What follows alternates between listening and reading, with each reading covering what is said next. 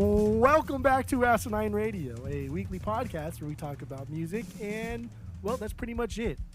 So, let's go!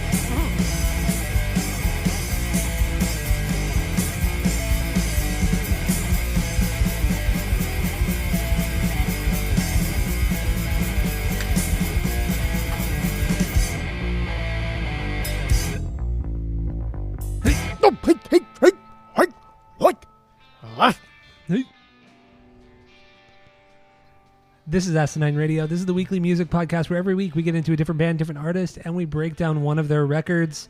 We get into the music, the artwork, the lyrics, and everything in between. We try to have a good time doing it. My name is Tyler, and way out there, hundreds of miles away, is Jeff. Go follow us on social media. All the socials are at Asinine Radio. Give us a follow, subscribe to us, whatever it is that you do. Go do that. Give us 5 stars on Apple Podcasts, Spotify.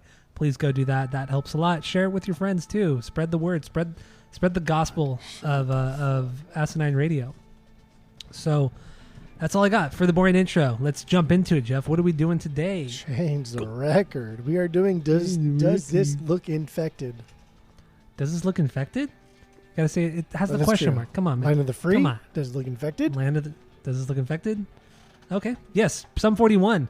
This is their third record. I'm going to say it's their third record. I don't care. What anyone says. That's fine. But yeah, so really the classic lineup of the band. Cohn on bass, Derek Whibley on vocals, guitar, Dave Baksh, also known as Baksh, I don't know how to pronounce his last name, Brown Sound on guitars, and Steve-O32 on the drums. So yeah, I don't know. Let's get into our origin story of Sum 41, and then we'll get into first impressions, and then just really kind of start breaking down the record. So what's your origin story, Jeff? Go. I think it's really just MTV. I remember recording Fat Lip Video onto a VHS, and just like one of the many VHSs we recorded as kids. So I think it's just the Fat Lip Video that I really liked on MTV, because I was already into like Blink at the time and stuff, and again, hearing that like that was just I still contend that maybe like the greatest like pop punk riff of all time. And yeah, I would agree with you on that. I don't know. I think that's just I think it's that easy. I think MTV hooked me on Sum 41. Yep, same here. It was MTV. It was the same thing. It was on. It came on. You know, I think it was like probably a Saturday night or a Friday night, because that's when they showed more rock videos at night. And yeah, the song came on, absolutely blew me away. It's one of those times where it's something that I'd never ever heard before, and it's just so unexpected that I become obsessed, absolutely obsessed.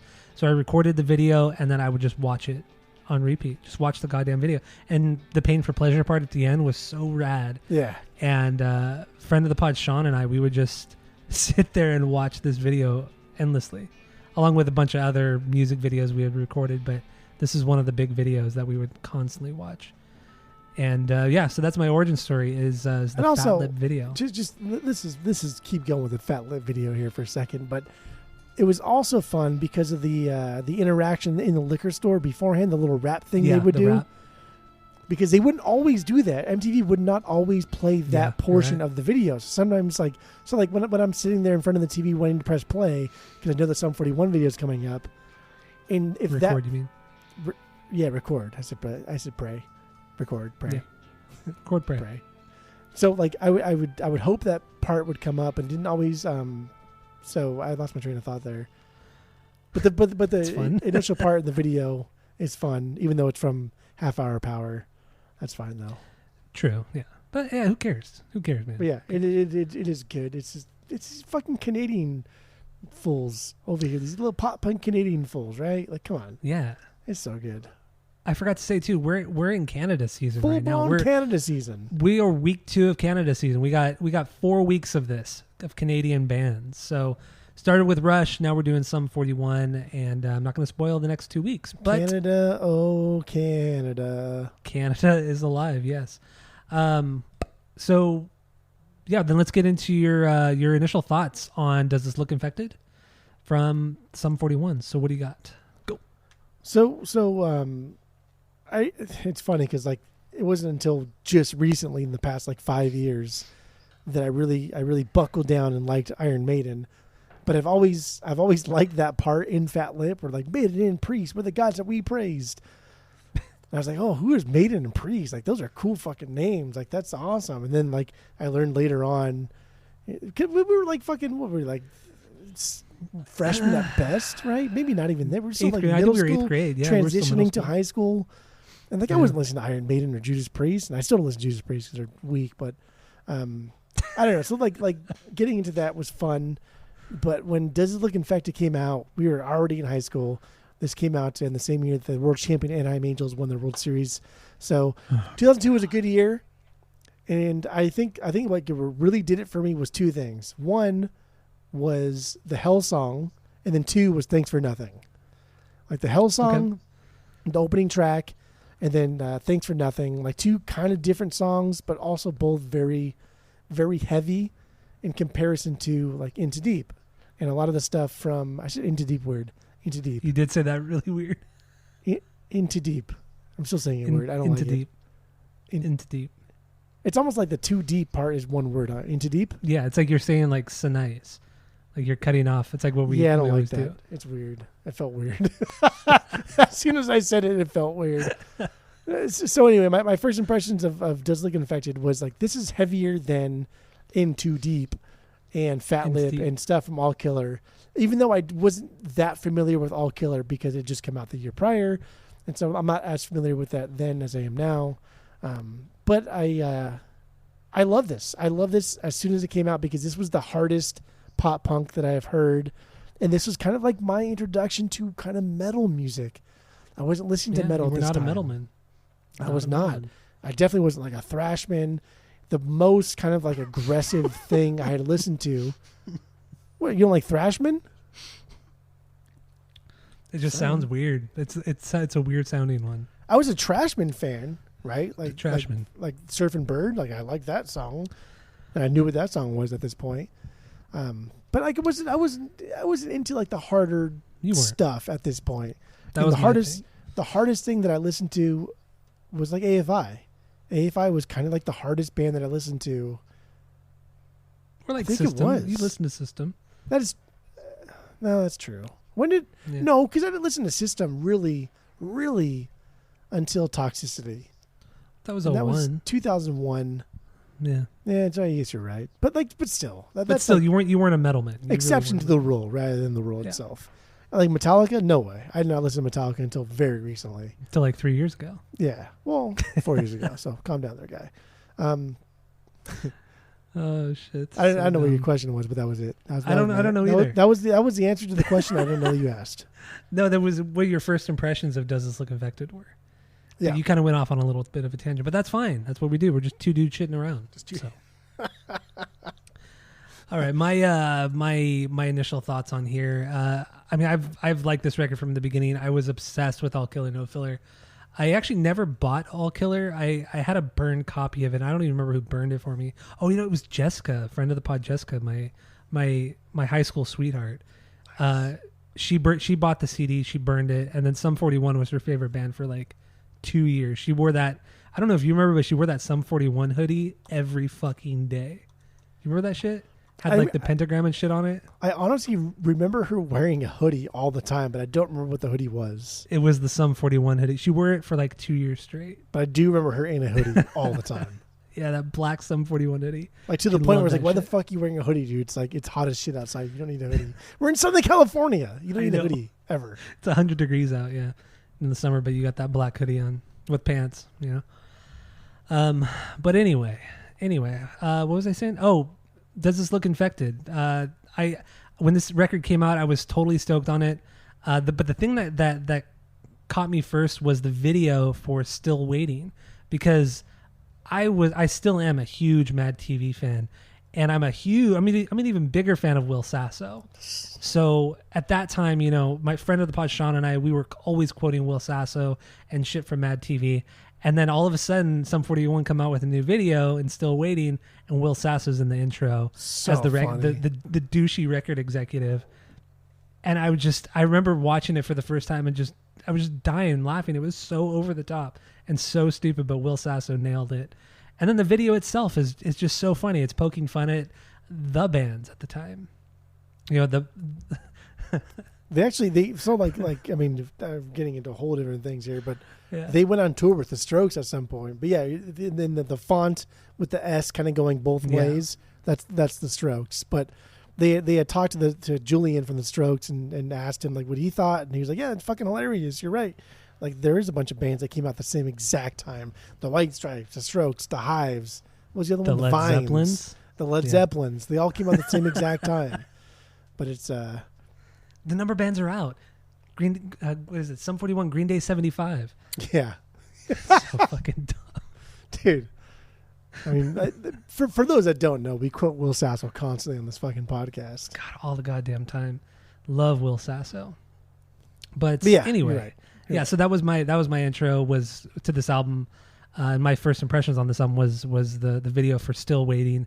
And then I bought this record, and when the first edition, I don't want to say pressing because it wasn't a pressing, but the first edition, CD edition of this came with a DVD, and it was like a mockumentary thing for Pain for Pleasure. So it was about I haven't watched in so many years, but it's Steve-O, who's the singer in Pain for Pleasure, becomes a complete alcoholic, and then he ends up disappearing for 25 years or something like that. After they made the one Pain for Pleasure song, he disappears. Nobody knows what happens to him, and then he comes back as for a reunion of Pain for Pleasure to put out their final full length record or some shit like that. But it's really, really stupid and really funny. Did you have that DVD? I never had the DVD, but I watched it this week. I watched a lot of their stuff, and then there were 2 early DVD stuffs I watched this week too. Yeah, I didn't watch the Sake one, but yeah, I didn't watch anything this week about it, but yeah, I used to watch that DVD a lot, the Pain for Pleasure one. Pretty good. It's only I think 7 or 8 minutes. It's not even that long. It's yeah. It's good. It's good. It's good. It's good. It's good. It's good. So let's get into. So do we have any stinkers on Does This Look Infected? No. Okay, so what's your number one banger? What is your 1B off of this record? Does This Look Infected? My 1B and 2B are back to back. My 1B is Thanks for Nothing. Why? That's my favorite Sum 41 song. Is it really? Absolutely. It's my 11B. Well, so it's not the worst song on the album. I got 12 Bs, and so it's my 11B. So it's not the worst song. So what's your 12B? Just out of curiosity. My 12B is Hyperinsomnia Parachondrioid. Oh, yeah, that's my 11B. That's fine. Okay. Yeah. I mean, I'm not saying because every song on here is a banger. Every song is good. But there is some stuff that bleeds into other songs, and I think it's just I don't know. Let's get into Thanks for Nothing. As DT would say, wrong. Thanks for Nothing is their best song on this album. It is their best song overall. Dude, I love the slower vocals in the chorus. The contrast between the fast verse to the slow chorus, that's great. But the verses have some goofy kind of rapping in there, which is reminiscent of Fat Lip, which is reminiscent of what they really, really enjoy doing on Half Hour Power. And that's why I like Thanks for Nothing so much. So this is the very, very kind of spiritual successor to Fat Lip because of that. But it's only 2 lines where they go back and forth. It's not like a whole verse. But then the song kind of tricks you too, because it kind of starts out like it's going to be a ballad. You're kind of prepping yourself for that. Yeah. And then it just quickly drops into that punk song, which is it was a relief. Let's just say that, or it is a relief. Dude, they perfected the pop punk metal breakdowns. Yeah, the breakdown on this is definitely the best part. For sure. It's super chuggy, and then there's that cool little lead part too. I just wish it was a little bit longer. Yeah, it's good. And then outro, man, the outro with the Thanks for Nothing part, overlaid and onto the other vocal part. Ugh, it's money. It's absolute money. It's something. I really, after listening to this record 3 times this week, this is the song where I thought the chorus. There's a couple songs actually, but this is really one of them, where the chorus really just sounds cookie cutter. The melody, the transitions, it's very pop punk cookie cutter. Not that that it's a bad thing. It's just they do it so much better on so many of the other songs on here and All Killer. Here is why I agree, but also disagree with how you're saying it. Because one, yes, I agree it is cookie cutter, but I disagree with how you're saying it because you could take out any almost fucking even Hyper Insomnia Parachondroid. You could take out almost any one of these songs on its own. The only song I think is Anna Nicole, that song. Any other song you could play for somebody, and after that song's done, that person can still hum that chorus. Like, these guys are fucking unreal at writing choruses. They are unreal at writing catchy melodies. Like, the only other pop punk band that did this well at writing like pop punk stuffs is Blink. Even Green Day. A lot of their stuff like is not this catchy, this deep in the album. Dude, Billy Spleen, Hooch, Hyper Insomnia, even Thanks for Nothing. Like, dude, these are all catchy choruses or catchy verses that you can hum along to after they're done. Like, this is next level melody writing shit. It is, but it's still a lot of the same that they already do. Like I said, I'm not saying it's bad. It's just, they're just better songs on this record. Dude, Thanks for Nothing is it's been my favorite song for a while. That's crazy. It makes I love this sense. song. I fucking love this song, and it's all lead up to the outro. I know, yeah, it is. it For nothing. Oh man, I love that. Do you sound just like Derek? Love that.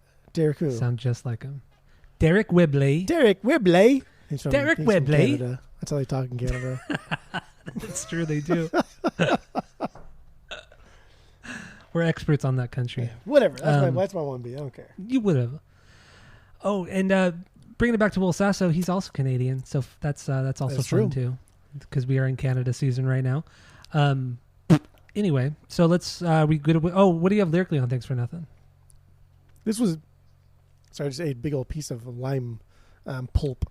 A typical non-conformity pop punk song. Nothing too crazy. Lyrics overall were cool. I enjoyed them. Yeah, I like them. They weren't like crazy complex, but they weren't stupid, fucking cheesy, superficial. They were like right as I would expect them to be, right in that good middle ground. Agreed. Yeah, the right amount of talking about his depression and anxiety, and then some social issues, but never getting specific, just general stuff, and then some breakup stuff too. A couple breakup songs. So yeah, it's kind of all. It's a good mix. It's honestly a good mix. This entire record, but this song to me, it's just about his view on society and how we're constantly being lied to and told what to do by the man, by the oppressors, all that kind of shit. So pretty, early mid-20s. Frustrated, it's all so complicated. I know that was good too. Wrote this song before, reality's a bore. Dude, we're talking. Okay. You sound just like Derek. Yeah. Now I'm going to get back. Derek who? Derek Whibley. Now I'm going to get back into it because I'm irritated. So this album is 12 songs long plus 2 bonus ones, which are also fantastic. But this is the fucking 9th track on this album, and I know Hyper Insomnia is your 12B. But dude, they are writing like catchy choruses. Even Hooch, 12 songs deep. That is, I agree. That's it's unreal. Some solid pop punk there, for sure. Like, but there's not enough. That's unreal. See, the reason why I like Chuck more than this is because it's pop punk all the way through, with a little bit of let me finish with a little bit of metal, sprinkled in throughout the songs.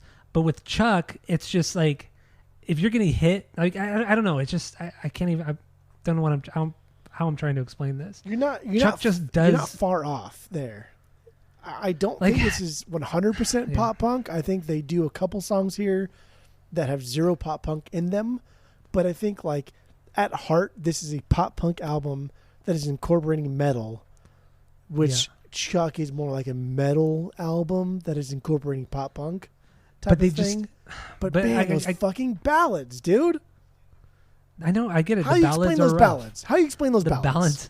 The ballads are rough, but like I said on the rankings episode, the rest of the album makes up for those ballads. So it doesn't matter. And the rest of the songs on Chuck overall are better songs because the way that they were able to blend the metal and the pop punk sensibilities, the melodies, the way that they were able to blend them on that record is much better than what they were doing on Does This Look Infected.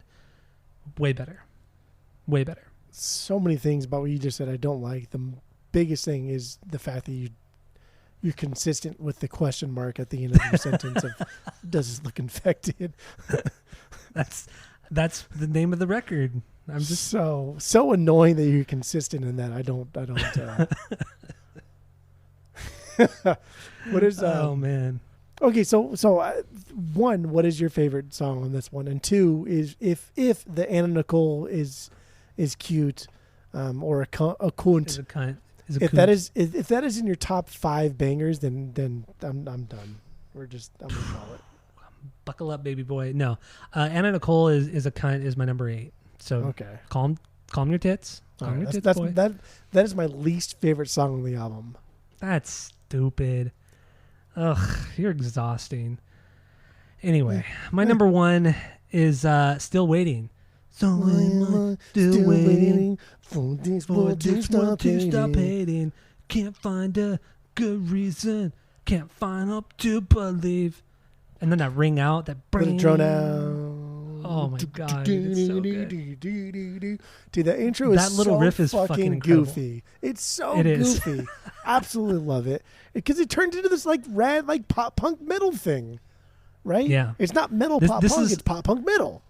This song could have been on Chuck. Like this had the this is the prototype to the songs on Chuck for sure.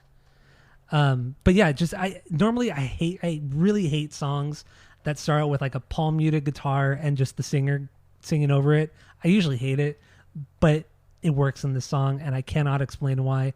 Maybe because that drop into the heavy part with that really simple guitar lead too. That lead guitar lead is so simple, but I love it. And then the verse hits with him kind of yelling with that heavy ass riff that Dave's thrown on. Oh dude, it's so good. It's incredible. And just the transitions, the floor tom hits into like different parts of the song, the drum roll out of the bridge back into the chorus. Oh my god, dude, it's perfect. It's absolutely perfect. And songs like this I like because that intro is very goofy and very cheesy, but that's the chorus. Like it starts off with the chorus. So we're already starting off with the melody. It's objectively catchy. Like it's easy to grab onto. That's just a basic fucking melody, whatever. But they build on it. They drop it in with like just a cheesy kind of pop punk thing, like a throwaway, whatever. Then it turns into like a good metally chuggy thing. There's heavy chugs there, lots of open hi-hats too, and and just like Derek being aggro. The way he sings really is very like aggressive. It's just like that. And then when it goes back into the chorus, it's a little bit more aggressive. And so it's a better chorus than what we heard in the intro. So I like that they're building on that. And that's cool. I do too. I dig that. And also I like opening with choruses. Why not? I don't mind opening with choruses, but it's the palm muted guitar with the vocals has always drives me insane. I've never liked it except for this song. This is one of the few exceptions where I feel like it works. But for the reasons that you mentioned. Also, and then when that bridge hits too, it's incredible. I like Dave's lead parts. They're easy to follow, right? The ding, ding, ding, whatever those things are. It's just kind of like 2 notes, ding, ding, ding. But he has a little slide action there to spice it up a little bit. He's not a great guitar player, but he's a good. No, he's a pretty damn good guitar player. He just doesn't really show it in the band. But he's not a great guitar player because I disagree with you. No, hold on there, dude. Because I did watch. Hold on there, dude. Little Will Sasso there. It's true, dude. We'll keep it in Canada kayfabe there. Hold on there, dude. Because I did watch Canada kayfabe. little CK, little Canada kayfabe. Oh, so dumb. I did watch like a lot of like live stuff from the beginning to the end, and the end being now because. Who knows this record will come out? They say it will, but I don't know. He's not a great guitar player, but he's really, really good. But I don't know if I call him great. I really don't. Okay, he's not like Yngwie Malmsteen or fucking Eddie Van Halen. I get it. Those aren't great guitar players. Those are historic guitar players. Those are S tier. I think Dave is like B tier. Okay, that's fair. Yeah, that's fair. Still That's a an easier fucking way to sick, classify great guitar it. player. I mean, B Still a tier is great like guitar. fucking 16 tiers above me, so you know what I mean? I Like, know what it's the way fuck do better I than know? us. What the fuck do I know? I don't know.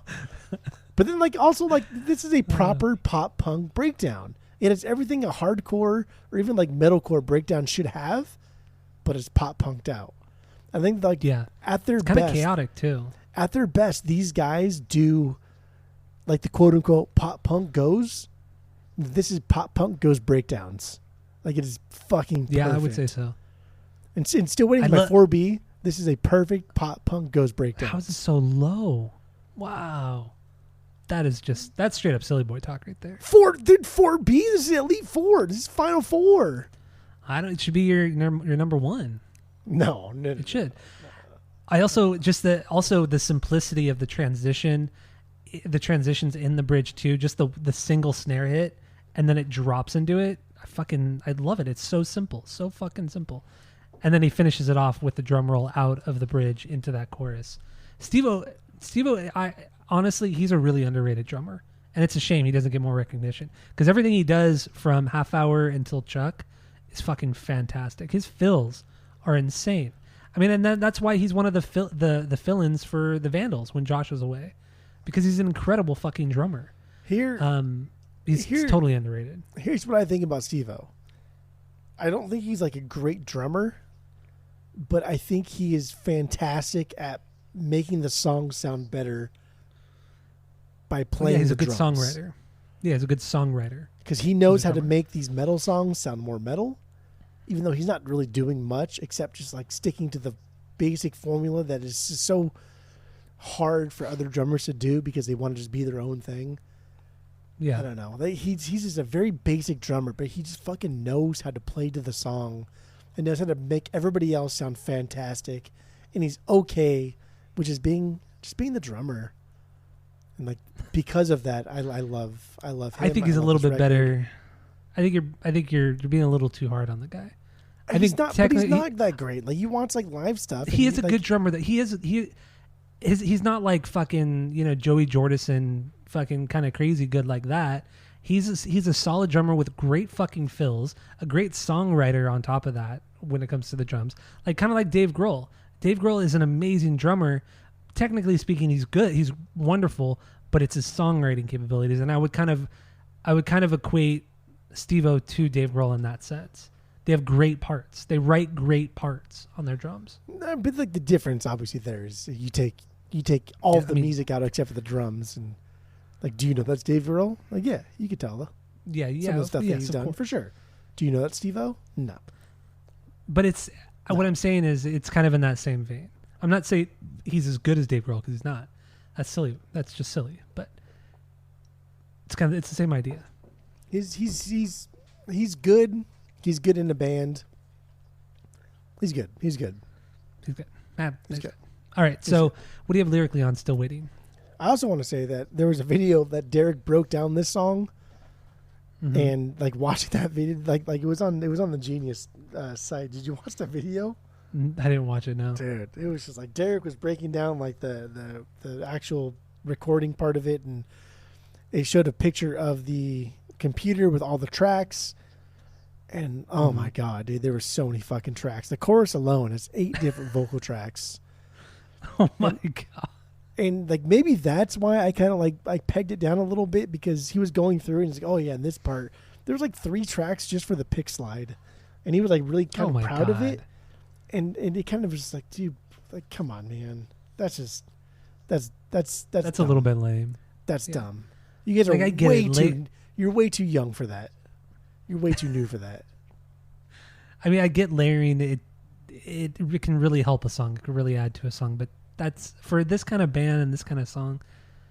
I don't know. I wonder what it would have sounded like had they only done a few guitar tracks and vocal tracks and things like that. I wonder how much different it would have sounded. Yeah, this chorus has 8 different vocal tracks alone. Dang. That's Well, I mean, when you think about it, there are a lot of harms going on in that chorus. then do 4. Do 4 vocal tracks because you can see like Dave like hitting those arms, those whatever the fuck that is, but Yeah. just do 4. I mean, fucking 8 for. Come on. Let the kids play. Come on. Jerry And, Finn. Let the kids yeah. play. So yeah, lyrics. What do you have on this one? Inspired by the seemingly crumbling of the world post 9/11. That's what I think this is about. Yeah, it. the corruption, what goes on in the world, how the hopelessness he feels, which a lot of people felt post 9/11 and all that kind of shit. Going to war, all that fun stuff.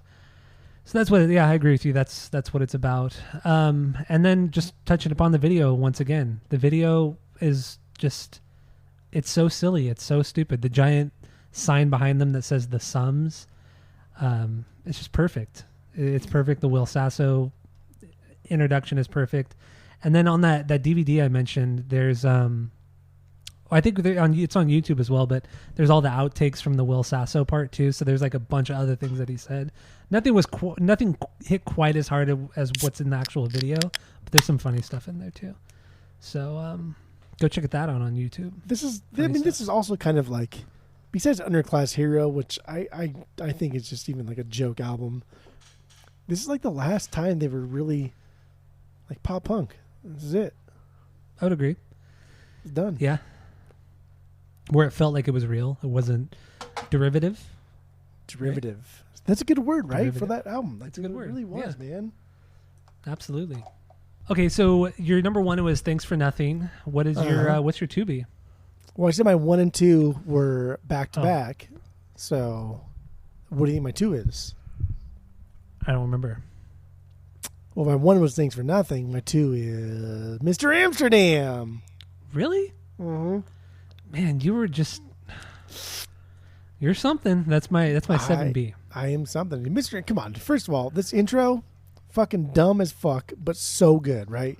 Like the weird kind of like pacing, the stop thing that makes it think like the song is broken, or maybe like the track got skipped. It's so unnecessary. It's so dumb, but I love it. It is. But dude, when this Then song it drops kicks into in, that punk thing though. ooh, baby boy. Also, boy. a lot of something we haven't talked about, but there are a lot of songs on this particular record that remind me so much of Noodle's guitar playing. Yeah, A lot of the lead stuff, the faster, like a lot of power like chords, thrashier stuff, one. power chords. Yeah, it's very Yep. Offspring thrash, for sure. And this Not one, that this it's a bad one's thing, but this one's cool because like those quick guitar riffs are rad, and then like we hear screaming, and who's screaming? All signs point to Derek Whibley, because the song was written only by him, according to like the liner notes and everything. And the liner notes don't list anybody else as like the person that's screaming, but these screams are super solid. But like we know, like Steve-O can scream. Have you heard him after Chester from Linkin Park died? Did you see that video when Derek sang a Linkin Park song with them? No, what song did he sing? He sang what was it? He sang the one Giving Up. That screaming one. You know where Chester has that really long scream? Getting up inside, getting up, like that one? No. It's a song off of the Hunters Party, that more rock record. Nah. You would know the song. You would know that riff. For sure you would know it. But anyway, they did a cover of that, and dude, Derek Whibley nailed the scream. Like that scream that Chester does in that bridge is fucking crazy. It's fucking long.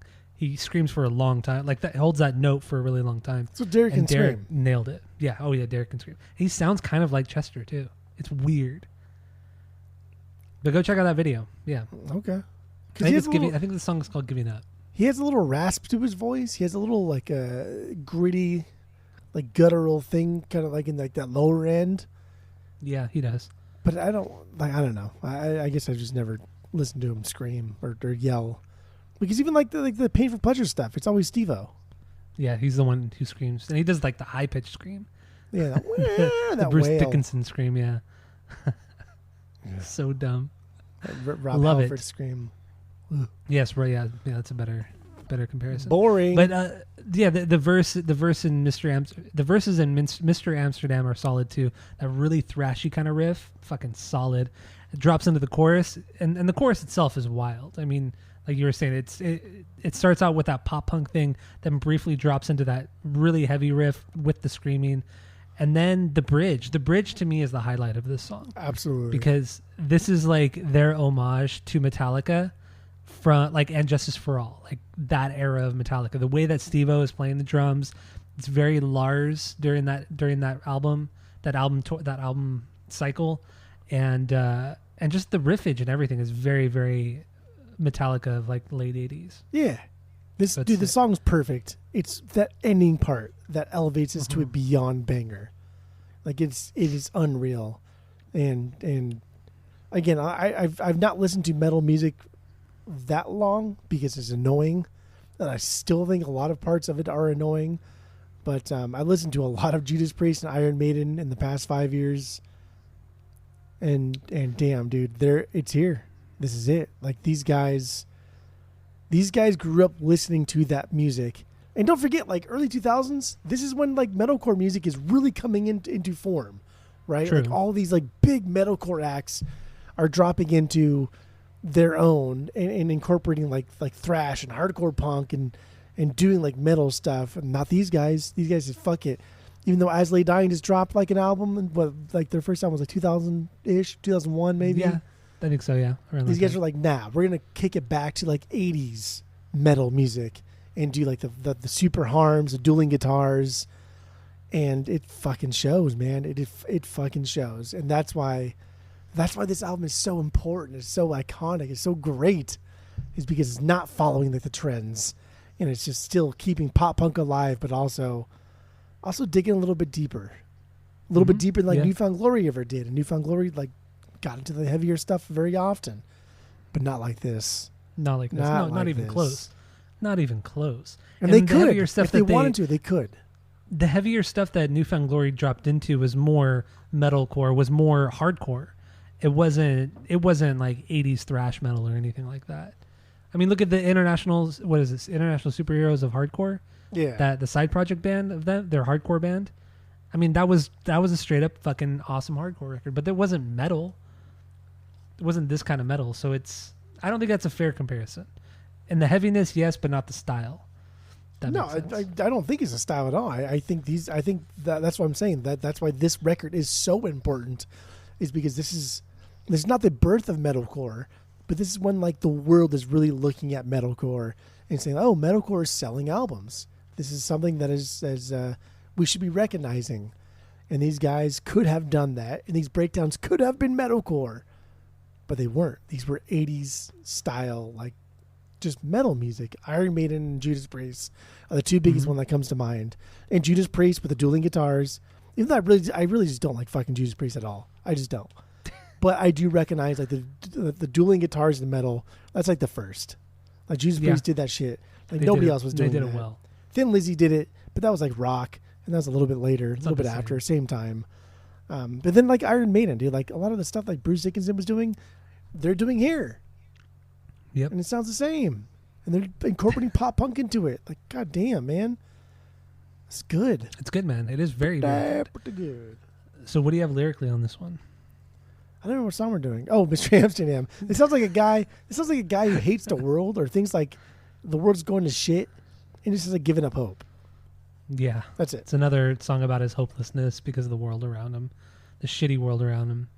But I feel like this is one of the only times on the record where it feels like he has like suicidal ideations. Like he's hinting at doing the deed. Which you just don't see really on this record. This is the closest you get to that, is Mr. Amsterdam. So, and I think most of this shit is autobiographical. I mean, it has to be. It's too vulnerable not to be. So, I don't know. Do we have anything else on Mr. Amsterdam? That's it. That's all. All right. My number 2 is My Direction. Where's this one sit for you? 5B, baby. 5B. Okay, so this one has some good influences. You know, it has the Green Day swing. I like to call it the Green Day swing. Chickas. In the chorus, really good stuff. There's some good like Jimmy Eat World kind of back and forth with the guitars that I really like in the bridge specifically. Some good back and forth stuff here. And overall, the bridge is like very Nimrod Green Day, which is, you know, the swingiest era of that band. And I do like how the whole song just drops in pretty hard. That chorus, like I said, the Green Day swing, and then the verse speeds up like significantly. And then I love the note matching. This is like the only time where Cone actually kind of shines. He does this like note matching with Derek's vocals. And that was so cool. It's like, dude, that little thing right there adds so much to the song. Why don't you do shit like that more? Like, it sounded so. Do you know what I'm talking about? Yeah, It's so fucking good. Yeah, that was after, because like the first part of the first verse is him like speaking. He's spitting facts, right? And like the last like part, spoken word shit. Yeah. And then it gets back into the perfection's my direction thing. But then like second verse is when I think what you're talking about, right? Like when he does it in both. He does it in both verses. He does it in both verses. It's not just one of them. Maybe he's really noticed it in the second verse because the first verse is so overpowering with the suicide thing. And when you hear like teenage suicide and percentages in North America, we always forget that Canada is part of North America too. But that's true. Who cares? Shouldn't be, but yeah. It shouldn't, honestly. It shouldn't. Oh, damn, dude. I saw something. So I was watching something on YouTube or something yesterday about the Vancouver Grizzlies and how they and the Toronto Raptors were like set up to fail when they were introduced into the NBA, but it was like all intentional. And it's like, it was like a really kind of fucked up story. And how quickly the Grizzlies moved from Vancouver to Memphis, and how it was all kind of planned. Had no fucking idea about that, but it was all intentional to make them fail. I never knew that like the Vancouver Grizzlies like were destined to fail. I just thought that they just lost a bunch of fucking money. But the Toronto Raptors, they were like, they still are. They're not bad. They're not a bad team. No, they're not. But I guess it was because of where Vancouver was located too. Because and what surrounded Vancouver. I mean, it was, you know, the Supersonics, and then just south of that were the Lakers. You know, it's just they were kind of like in a shitty geographically. They were in a shitty area. Dude, Vancouver's that fucking with nice. But they said the big thing was the exchange rate between the American dollar and the Canadian dollar was so bad that pretty much everything like doubled or tripled in price when you went to Canada. So like the salaries were way smaller, so nobody wanted to go to Vancouver or go to Canada or anything like that. It's fucking crazy, totally crazy. Yeah. I mean, I've been to Vancouver twice when I lived in Portland, and Vancouver I thought is like it's like Los Angeles, but it's super fucking nice. It's super fucking clean, and like I don't know, you're right in the water, like it's a beach city. But it's fucking cold as hell. It's cold. It's cold. It's cold. Yeah. But damn, that's a nice city. I've always wanted to go. Never even been to Canada. Never been. Never even been to Mexico. You ever been to Mexico? Never been to Mexico, no. The fuck? Isn't that fucking crazy? But whatever. All right. Yeah, whatever. Okay. My Direction. What do you have lyrically on this one? I will say that fucking chorus, dude, that chorus is absolutely Green Day sounding. That is right. Yes, dude, Green Day swing, like, baby. Like fucking, I don't know. That's a Green Day chorus if I've ever heard one, and I've heard them. Yeah, I've heard demos. You've heard a lot of them. Yeah, I've heard demos. Lyrically, the song is really just about bringing awareness to teenage suicide, and that's like what they say in the beginning, right? In the first verse, he speaks it even to make sure you get the point.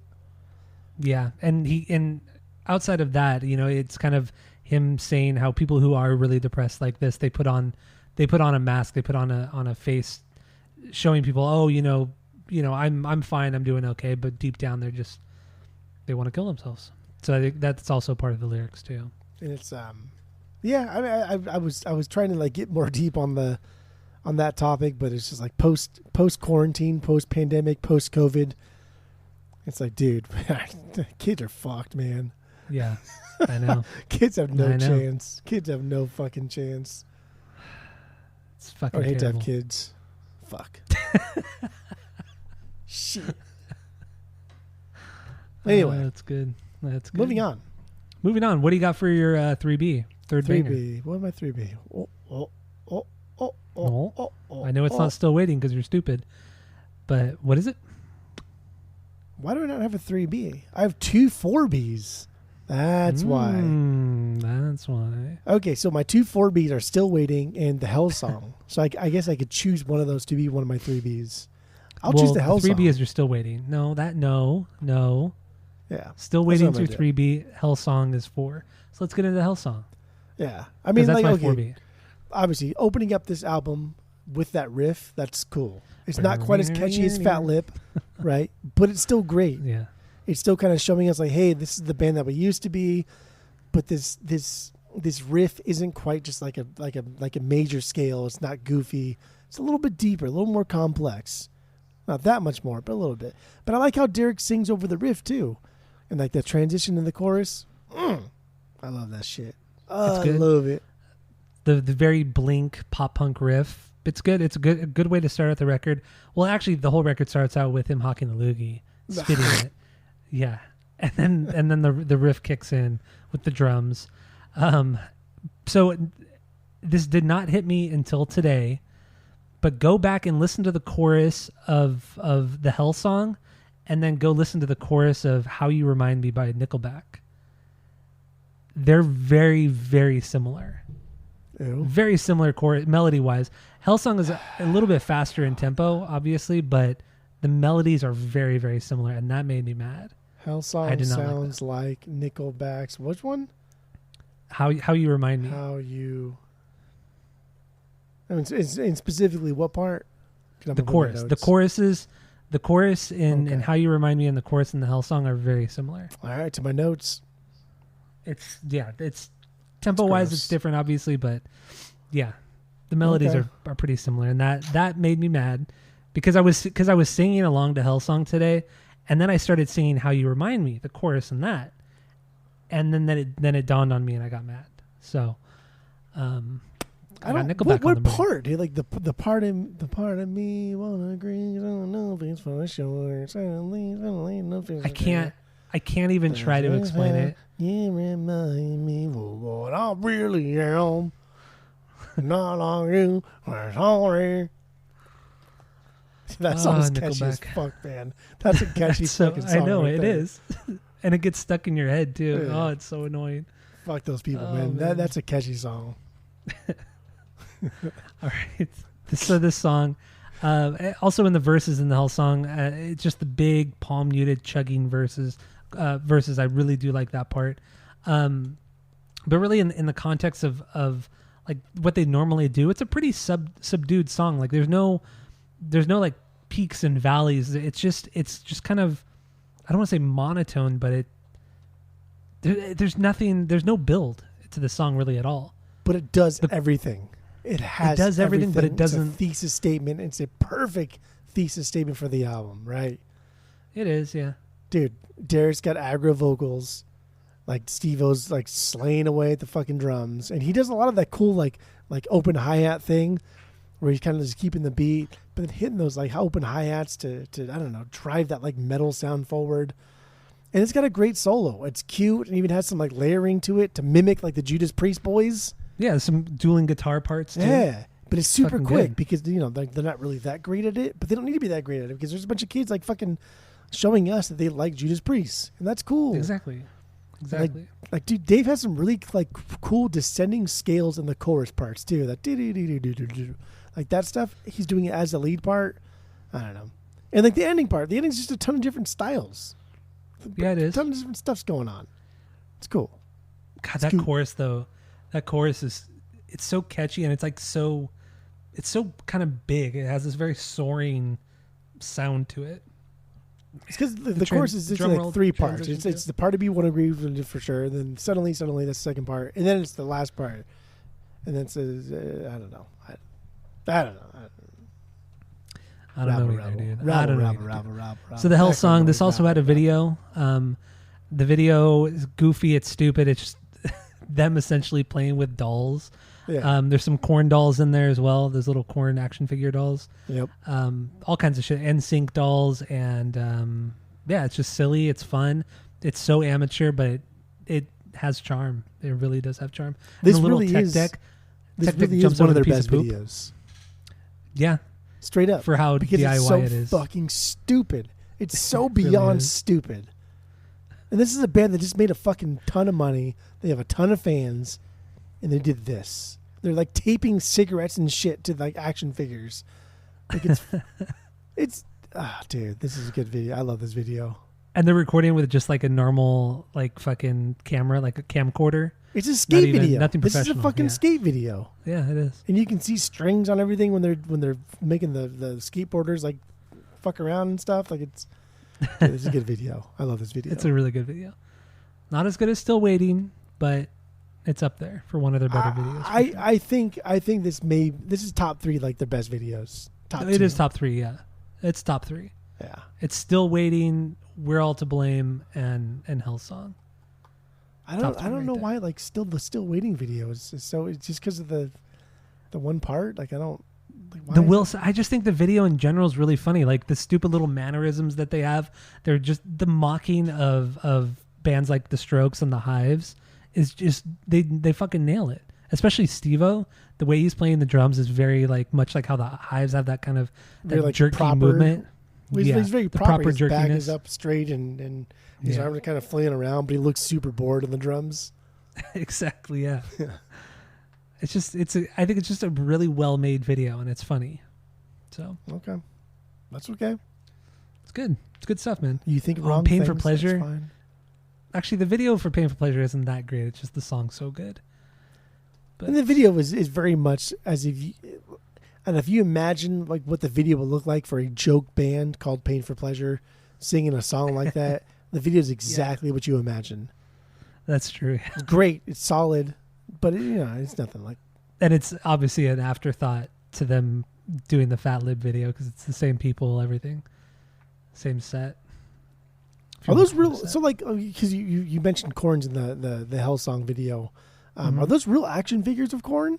Yeah, they came out in the late 90s, late 90s, yeah. Because they had big hands, right? Like I'm thinking back, aren't they like big hands on the fucking Korn? Yeah, action big figure hands things? and like really like elongated faces and shit. Yeah, there was a Korn series of all Do the you- members. Do you have any of those? No, action I did not figures? have them. No, I did not. I thought they were stupid then, and they're still stupid to this day. So I never got them. But no, they were real. They were real. That's awesome. I love that. Oh shit! Pretty good. Yeah. The Hellsong. I don't know. I don't know. Is that all we got on this song video? But, do you want to talk about the lyrics? Like the only fucking Oh, yeah, the track on lyrics. this Yeah, what do you entire got? album that like actually has Oh yeah, some this is like heavy ass lyrics. You want to skip over it? What do you want to do? No. I forgot we didn't do the lyrics. So yeah, what do you got? Okay. The lyrics are about a friend of theirs who contracted HIV. And the song's just kind of like the general feeling surrounding their own mortality and their own kind of like dealing with grown up things, but still as kids. And Derek said, supposedly in an article that I read that was copy and pasted from another article, Derek had said that the girl didn't even sleep around that much. It was a girl, supposedly. Yeah. She didn't even sleep around that much, but she had a boyfriend that did sleep around and cheat on her all the fucking time. And that's how she contracted HIV. And like that's, if that That's is true, that is some brutal fucking shit, dude. Yeah, that's That's really That's some brutal. raunchy, nasty stuff. And it's kind of, it's interesting because we got into All Killer No Filler at some point in our history here. And I don't remember the lyrics on that one that much, but to open this song with the Hellsong, and again, I think it's a great musical thesis statement for what's going to happen on this album, but also like already jumping into these more complex pop punky, deeper roles as a lyricist, I think is solid. It's good. I agree with you. It's such a everything about this album is such a huge jump from All Killer. And I read something today about All Killer that Derek had said, saying like looking back, he said he doesn't even really like that record. It was more he's still so shocked that people love it as much as they do because he thinks that it's not very good. And that he would actually redo that record. Which is just mind blowing. But then it makes sense, after you hear release Does This Look fucking Infected 10 albums and of then shit. Chuck. I mean, it makes sense. It's such a huge jump into this. Lyrically, musically, everything. I think, But- I mean, that'll be into my my Recca wrap up later on. But all right, Okay. moving on. Moving on. What's I didn't do my 3B. What's 3B? No brains. No brains. No brains. Sounds like an Offspring song. I No know. brains. So that's the way I'm trying to like sing it. And I'll talk about Offspring in this song too. So the chorus in No Brains, it has this like fast and big sound to it with those harms that sound just like something off of Conspiracy of One. Like even like that little thrashy riff too that's leading out of the chorus is very fucking Noodles too. Everything about the chorus is fucking Offspring off of Conspiracy of One. So yeah, I don't know. I agree. I totally agree. There's a lot of that here. Man, these guys just like I don't know if it's like so a much. Canadian thing or just like a little bit behind on the times, but like damn, dude, these guys like are like 5 years behind on everything when they're putting out these albums. Luckily, it's amazing. And Yeah, luckily it's they're- really good. Luckily they're hitting that middle ground of you're lagging behind, but also you're also being nostalgic. I think that's Mhm. why. Damn, I just thought of that right now. That's kind of like gross to me. Is this band is just lagging behind the pop punk era, but also because they're so nostalgic on like the metal thing, it would just work. It happened to work out. Yeah, Like that's, what other that's pop kinda punk true. band like is doing Judas Priest with pop punk? Nobody. I mean, nobody popular. Interesting. And this band sold so many fucking records. I think it was something like over 15 million records. Yeah. It's fucking nuts for this little band. But I mean, Whatever. they sold enough to have, addictions and personal problems, I guess. So yeah, that's true. But there's some good guitar parts on this song too, like some great guitar leads in the chorus to go along with the thrashy Noodles stuff. I mean, there's some good stuff there. The guitar solo is fucking solid too. It gets really wonky at one point, and then it drops into that like solid palm muted part, and then some back and forth vocal harms, which is really, really solid too. And then that builds very, very slowly back into the chorus, and just the drum fills they're absolutely killer all over the song. Steve-O kills it on the drums. here's where I agree with like your Metallica stuffs, because overall I think this band, not just because they say it in Fat Lip, but I think this band is overall influenced by Judas Priest the most, and then like Iron Maiden, and then Metallica. But Dave's right hand, the way he chugs, the way he like riffs up those power chords, Yeah, Dude, he has a that's good like- right hand. that's like Hetfield status. Yeah. Like he's like the pop Definitely. punker of he's like the pop punk Hetfield is what he is. I would what he agree does. with you on that. Yeah, I would agree with you on that. You know Because what I mean? it's Like- the downstrokes. I mean, he's good Yeah. with the downstrokes. So Yeah. Because I was gonna say like Noodles and Fletcher have the speed, but they don't have the downstrokes. Yeah. And like Noodles Yeah. for sure has like the left hand that just goes up and fucking down that neck. I know it's all over the place. Might as well He's- be soloing. Yeah, for sure. Soloing with power chords is what Noodles does best. But like, man, Dave hits those power chords, and he can chug, he can swing, he can do it all. Yeah, he's a great guitar player. He is the Hetfield of pop punk. Great guitar player. No brains. Yeah, From- no brain. So from what do you have Nirvana. lyrically on this one? This is supposedly about their OG singer, and like Yeah. the falling out they had with that one, which is funny. What's that from? Hold on. I have no idea what that's from.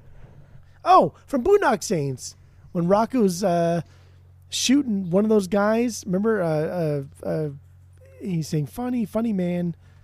Fuck, No, I man. don't remember that. Yeah, I it's almost in watched Boondock Saints a couple nights ago. It was a streaming somewhere, but I decided not to. You know, I don't even just real quick. I don't even care like how like frat boy people like want to like pigeonhole Boondock Saints into. It's a fun movie. It is fun. Yeah, totally. It's a fun fucking movie.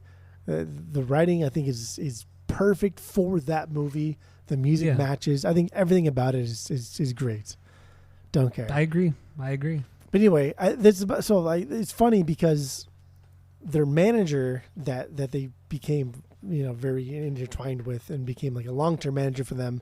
He was the one that like highly encouraged the band to restructure and move Derek Whibley from guitarist to like lead singer, which caused their original singer to kind of like feel that he's not a part of the band and be cast outward. Mm-hmm. And so Makes it's sense. almost like, I don't know, man. Like you started a band with your boys, right? And then you have this outside force come in and say, yeah, that was great. But you playing guitar, you should sing because that guy's not that great. And then get mad at that guy for being mad at you? Yeah, I get it. I don't know. It's kind of pretty douchey. That's a little bitch. That's a little Yeah. bitch. Yeah, but I mean, you gotta play cutthroat, to get to the top. So, friend of the pod, Chris would say, "Got to play cutthroat." Anyway, It's true. not Skip, not Chris over in merry old England, but local friend of the Birmingham? pod. Do you know that Chris fucking is a flight attendant now? Completely off topic, but I thought he was like a firefighter or something. no, he was a teacher. He was a teacher for a couple that's of right. years, and then he now he's a flight attendant, and he moved up to Alaska. Oh, that's Fucker's so living in sick. Alaska. That's Isn't that cool. sick? Yeah. That's where we should But- go visit. Oh, that'd be so fucking. That would be rad. so cool. Yeah. I've always wanted to go to Alaska. Me too. I've always wanted to go there. But anyway, we'll talk about that later off the pod. That would be cool. So, do we have anything else on the song No Brains? no, No that's Brains. it. That's it. That's all. We've covered a lot of these songs, but I feel like we haven't been talking for that long. Right? I don't honestly. I don't know what it is either. Like I don't know. Sometimes like with these bands, we get really fanboy-y. We do. Yeah. Like we have covered a lot of these songs, and I don't know. It does feel like we're like kind of like wrapping it up here. Because we haven't done 2, 3, 4, 5, 6. Oh, we've done half the record. But it does feel like the natural progression to wrap it up. It does, right? And I think we've only been going for an hour, maybe. I think we just hit an hour, but if it's a short episode, whatever. Who cares? If it's short, it's short. You know? I will say one thing. All Messed Up, my 9B. That Mhm. intro, dude, that's Bullets and Octane. Like Bullets and Octane, right? That or the fuck. Yeah, I know. Like it sounds like What song is that? Oh, it's oh my god, what is that? Not Holding On. It's track 6. But what is that fucking On the can't even- Revelry. Yeah, on the Revelry. Yeah, it's track 6, but I can't even think of the name of it right now. But you're right. It totally sounds like that. Damn it! What the hell is that song? Whatever. Anyway, It's you know, Holding I On. totally. I just looked at Is it it. Holding On? Yeah, it's Holding On. Okay, I was thinking of the other song. Then it comes in with the whole roll like that. But it Holding does On's a sound good like song. that. It does sound like that. Well, they stole it from Bullets, even though the song came out before the Revelry. So, anyway, All Messed Up. That's a good one. It's kind of it's a weird little wonky riff that he does, but the verse hits a little bit faster. Cone's bass line, he kind of shines a little bit on this song too, which is kind of nice. One of the few moments that Cone, is audible, I guess is the best way to put it. You know, But I think Busy ass drums too. just because I'm completely uninterested in the music anymore. I think the reason why this is going I think the reason why this is going into the Rucka wrap up is because the band has history, but it's just not like interesting history. It's just like normal, like chuddy history. You know what I mean? Chuddy history. And you know what it might be too is that nobody in the band shines in particular. They're a great band as a whole, but you can't take one single member out and then just, fawn over them like you can with the Offspring. Like we could talk about Noodles all day Oh, because he's such a unique Dexter. yeah, and Dexter too, but Sum 41 don't have that Yeah, unique that's true. that unique thing about them. They're great as a whole, but otherwise there's nothing unique about them. Damn. That That's goes into true. the Rucker wrap up, I guess, right? I'm doing it right now. You ready? Fuck it. Yeah, go for it. What do you got? That Oh no, wait. Oh. Before artwork. I love the artwork. I love this artwork. Love the colors on it. It's Steve-O in zombie makeup, kind of pointing at his head. Perfect for the title, Does This Look Infected? Just that's perfect. And then they put out an EP after this. And it's called Does This Look Infected 2? And it's actually Derek's face in zombie makeup. So I kind of like how they kept up with the theme. But it's cool, yeah. Color wise, everything. Our vinyl that we have, because I think we have the same variant, Yeah. same cover and everything. It's like the what? Not the hologram. Like What am I trying- the foil. The foil. Yeah. The foil cover. That's really cool. But I mean, honestly though, this pressing and then my Chuck pressing, kind of weak, sound wise.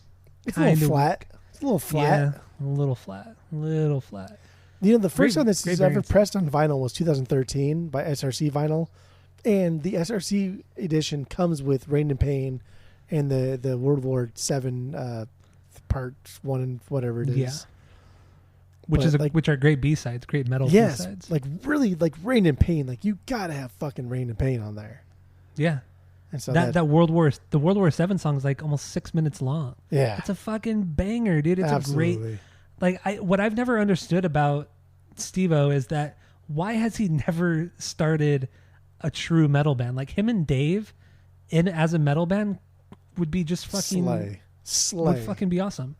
Have you listened to Dave's other band, the metal band he made after Sum 41? After he left Sum 41? I don't think so. It's a little underwhelming. I'll just say that. Oh. A little underwhelming. But anyway, I just wanted to throw that out there. But yeah, no, honestly, if Steve-O and Dave had a side band, dude, it'd be fucking killer. It'd be so good. I don't know. I think don't know, like Jerry. I don't know. I think Dave and Steve like. I don't. They're metal kids at heart, but they like playing pop punk, and so this is going into my record wrap up. Are we ready for this? I'm ready. Okay. I think Stave, because it's Dave and Steve. Stave. That'd be a cool name for like a duo. Stave, Steve and Dave. It's terrible. Oh my God, that's good, Stave. Hello, Stave. Hello, Steve. Fucking idiot Britlanders. They don't know anything. I know everything. So that last accent was more Australian than any terrible Australian. was it? I was going for more. Hello, Steve. I was going for That was more a Australian. more New Zealand thing. So maybe. You just bullshit! Don't, Like you can maybe you tell don't the know difference your between- accents. Okay. You clearly don't know your It is accents. I do. fucking, You yeah. don't. Hello, Yeah, Stave. okay. Hello, Yeah, Steve. That's New Zealand. Come on. God, I lost my Fucking train of Kiwis thought over there. What? I think that Steve and Dave are really, really great musicians because they're like jam musicians. And I like, and not like I play like a lot of instruments and with a lot of people, but I like playing with people that just like to jam to a lot of different varieties of music. And because these guys like Stave, they know pop punk, which also means they know punk, they know hardcore punk, they know all this other stuff, but they know metal, and they know metal because they know like classic metal. They know like Sabbath all the way to like Judas Priest, all the way to like metalcore stuffs. This album like does it all, and it's not like the greatest like pop punk record of all time, and obviously it's not like their most metal album that they've ever done, but it's keeping it alive, and I think that's what really gets it for me. Is in the early 2000s, especially from Southern California. It's just like, oh my God, dude, I have to hear all these fucking terrible metalcore bands that Tyler pretends are great. And like, fuck off, dude. You guys just sound like garbage and it's all the same. But then like Sum 41 comes out and like Does It Look Infected drops. And it's like 2002. Same year as the world champion Adam Angels. And they're coming out with an album that is metal. It's not metalcore. It's not thrash. It's not fucking 90s. It's like stupid 80s metal that I hate, that I can't stand. I don't like But they Judas do it Priest well. like at all. And I don't like the first 4 albums by Iron Maiden. And even then, I have to tune the vocals out. But god damn, dude, these guys do it. They do it well. They make me want to listen to more like English heavy metal. That's what it is. Yeah. And I think it's amazing. I think it's amazing because nobody else did this. And yes, like we love Blink and we're fanboys and like Green Day did something. But what did they really do? What did Green Day really do? Except just fucking corner that market and do like punk rock And also into like write the pop better punk songs. realm. They wrote great songs. They are great songs, but what do they do for the genre except just like drop Dookie and then people forget about Insomniac and Nimrod and everything else up until American Idiot and then pretend to like that one, which I purge that one because it's just not. Thank Eh. God. Eh. Yeah, it's not Eh. good. But even It's not like very Blink, good. man, like Blink. Oh, I love Blink so much. But I don't want to say anything. I don't want to say anything about that. But I don't want. I don't know. yeah, because you can't say anything bad. I don't Unless say it's bad on nine. Blink. Unless it's I don't. nine. I like 9. It's better than California. Eh.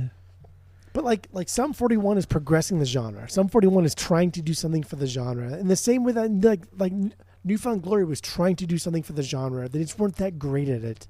They were great at like one little thing, and like that is it. Like Sum 41 deserves more credit than Fat Lip. Sum 41 deserves more credit than In Too Deep, and they really do. And I think that's why. I don't know. That's why this band has had such a tumultuous lineup and problems and you know, I don't know, dude.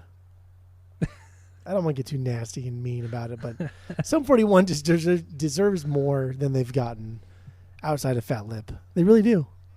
Yeah. They're better. Yes. They're better yes, than that. yes. They're better than that. So then, what would you rate the record? So we have our world famous 3-point rating system, where 3 is a perfect album, 2 is a good album you're going to continue to listen to, 1 is a bad album but give it a shot, and 0 is the worst thing you've ever heard. So what do you give? Does This Look Infected? Again, it's consistency there. So this is Key. 2002, right? Yes, that's correct. Imagine Jerry Finn just dropped fucking Toy Page, one of the greatest pop punk records of all time. Yes. Arguably the greatest pop punk record of all time. Mm-hmm. And Jerry Finn's already worked with Sum 41, and they come out with Does It Look Infected? Metalcore's taking hold. I don't know, man. Emo. I mean, you got to talk about emo too. Emo's taking. You're hold, right. too. You're right. You're right. Taking back. You're right. You're taking back Sundays. You're taking back Sundays, Saturdays, Your brand Fridays, news. all of these. God, that Yeah. would have been a good Will Sasso bit right there too. Taking back Sundays. Because I'm going to rate this a 3 because Oof. I think it deserves a 3. I think this and Chuck both deserve 3s because I think they're both, even with Chuck's like inadequacies of pieces of Marie. I think even with Chuck's inadequacies, I think both are doing more for the genre than even Blink did at this time. Well, I don't know about that, dude. I really do. I think Blink did more for the genre with Dude Ranch and then Self-Entitled. I think Take Off Your Pants and Jacket just happened to be a perfect album because they were just the McCartney and Lennon of pop punk songwriters and just pop True. songwriters of all time. But I don't think it did anything for the genre. Like, what did Toy Patch do for the genre? It didn't do anything. No, I agree with that. Like, man, dude, like, Does It Look Infected? And Chuck, honestly, like, dude, they're. Are they perfect? Perfect 3s? I think they're both perfect 3s. It's even more. It's even Damn, throwing that shit around. those threes. maybe Does It Look Infected is a 3, and then Chuck is a 2.99. Well, that's not true, dude. That's what I'm doing. I think both of those albums did more for the genre of pop punk music, trying to keep the punk in pop punk, whereas like Newfound Glory pretended to keep the punk in pop punk, but really just got poppier. just got poppier. Which is not. There's nothing wrong with that. No, not But at all. like, keep it in there. Keep So the you gave aggression it- in there. Gave it 3 out of 3. 3 out of 3. My quick little wrap up with this. I agree with you. This is a good progression within the pop punk realm. They were one of the few bands to do it. I don't know any other band that really, put metal into pop punk like this that I could think of off the top of my head, and did it so well. They really, really fucking nailed it. I know Dave he wasn't like a songwriter in the band, but he clearly had a lot of influence, and that's why you get Does This Look Infected and Chuck. And then after that, it just drops back into a derivative version of All Killer, which is weird. But I wish they would have just continued on with a more metal song. Get more metal. They're so good at it. That's the thing too. They're so goddamn good at doing the metal, just like they're so good at doing the pop punk. But I don't know. I feel like we've kind of exhausted everything at this point. We mentioned earlier, there's not that much to talk about when it comes to this band. There's not. There's nothing iconic, truly iconic about this band. It's because Some like they great don't stuff get though. they don't get like the respect that they probably should be due. But that's because they don't do anything spectacular. They do things really well, but they're not spectacular. But they've done 2 albums that Or are unique. spectacular. Yeah, but you can't say that, you know, you listen to this or Chuck. Oh, never mind. I take that back. Never mind. I'm not going to say that. This album, like this album, clearly is the fucking perfect like transition between Killer and Chuck, right? Like there's no fucking totally. argument there. Like this album reminds me, and Chuck reminds me of like, I don't know, like some kid like you hang out with as a little kid, and hey, let's all go to the lake. Follow me. Like nobody follows that kid, even though like that kid would have been leading you to like some of the fucking coolest shit of all time. Like nobody followed suit like this. Nobody followed suit from Does Look Infected to Chuck. Like who knows where pop punk could have gone? And then we're not even talking like 2010 here. Barely 2003, dude. 2004. But I think the reason why it didn't take off because emo was taking off. Pop punk had run its course at this point. You know, 2002. Barely. But it's Blink still had run its course. That's why Green Day had run its course. The Offspring had run its course. You know, this is post Conspiracy of One, so you know that's a lot of pop punk being thrown out there, and then like real heavy hitters. So then emo starts coming up. You know, you get the bullshit emo scene that comes up, and it just fucking explodes. And I think it was bad timing. Really, had Does This Look Infected and Chuck come out like maybe late 90s, like 98, 99, it would have been different. It would have transitioned into something different because it would have been, you know, the end of new metal, so people are still kind of in the metal mood. And there would have been I think it would have been a better transition, but I think it's just too late. Too late for the scene. Emo was already gaining so much steam. I think too, Kids. like record labels. I mean, this was like Island Records, and it wasn't as big as like MCA that Blink was on at the time. And I think that like pop punk could have benefited more from Does It Look Infected and Chuck than it could have from anybody else outside of Blink at this time. It's possible. We'll never know though.